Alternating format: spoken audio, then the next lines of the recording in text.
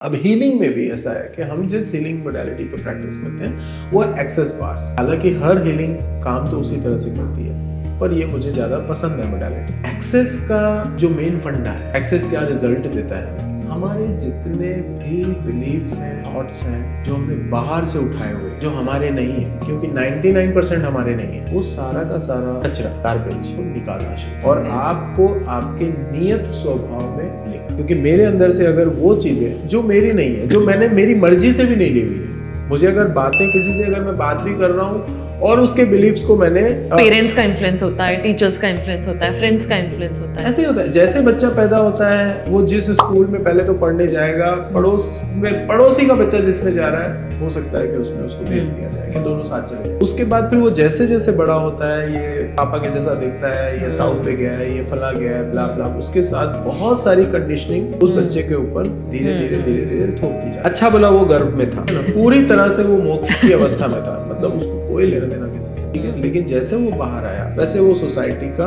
Garbage लेने लग गया, दिया गया।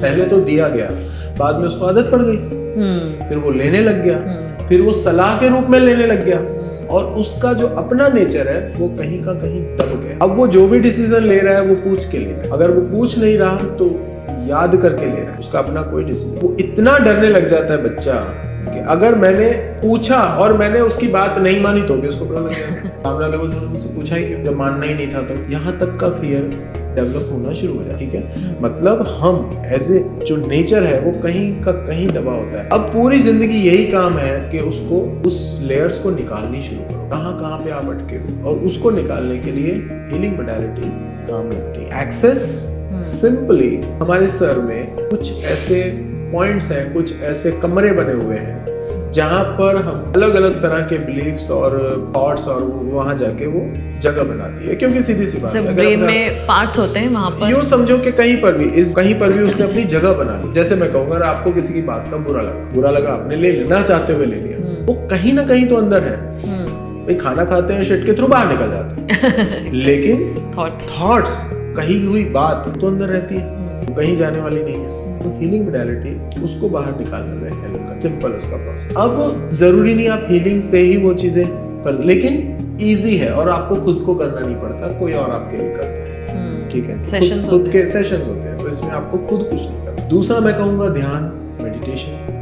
एक बहुत बड़ा मिथ है कि ध्यान से बहुत अच्छा लगता है और मैं बहुत काम हो गया हूँ और बहुत शांति मिली और बहुत रिलैक्स हो गया हूँ। ध्यान रिलैक्स करने के लिए है। ध्यान का कोई मतलब आपको काम कर देना नहीं है। ध्यान का मतलब है जागरूक होना। इस परिस्थिति में जहां मैं हूँ वहां पर जागरूक हो जाऊं, वो ध्यान का अंतिम रिजल्ट है। चाहे विपासना हो, चाहे और श्री रविशंकर जी की कोई मोडालिटी हो, उनके कोई ध्यान की कोई एक्सरसाइज किसी भी तरह की सदगुरु की हो, ये ध्यान के प्रोसेसेस हैं। वेज अलग अलग है।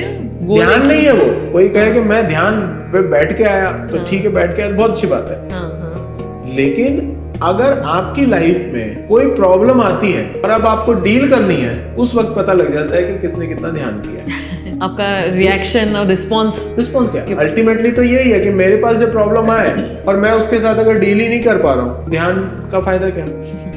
ध्यान से कतई भी लेना देना रिलैक्सेशन का नहीं है। ध्यान से कतई लेना देना एंग्जाइटी दूर होने का नहीं है। ध्यान का मतलब है जागरूक हो जाना, क्लैरिटी लेके। मेडिटेशन का जो अंतिम रिजल्ट है वो है क्लैरिटी। हर चीज को लेके क्लैरिटी, मुझे क्या करना है उसकी क्लैरिटी और मुझे क्या नहीं करना है उसकी क्लैरिटी। उलझन इस टाइम इंसान की ये है, दो कैटेगरीज है। एक, मैं नहीं जानता, दूसरा मैं जानता हूँ। जो नहीं जानता, एटलीस्ट उसको ये तो पता है कि मैं नहीं जानता, पर दिक्कत उसकी है जिसको ये भी पता नहीं है कि मैं नहीं जानता। सबसे बड़ी परेशानी वो है। जिसको नहीं पता, उसको भी नहीं पता मैं नहीं जानता, वो वहम में जी रहा है, भ्रम में जी रहा है। थोड़ा सा कुछ अगर आध्यात्मिकता के बारे में अगर पता लग जाता है तो इंसान थोड़ा सा 2 इंच ऊपर उठ जाता है कि वो सब पता है। गहरा समंदर है, आसान नहीं है।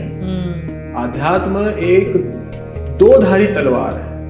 आध्यात्म पे जीने का मतलब 2-धारी तलवार है, आसान नहीं है। अपने नेचर में जीना, वो भी हजारों लोगों के बीच, आसान नहीं है कि आप अपने नेचर में भी जियो और उनको खुश भी रखो। ये चीजें बहुत मुश्किल, पर ध्यान हमें वो देता है। ध्यान ही हमें वो दे सकता है। या मैं कहूँ कि हीलिंग मोडालिटी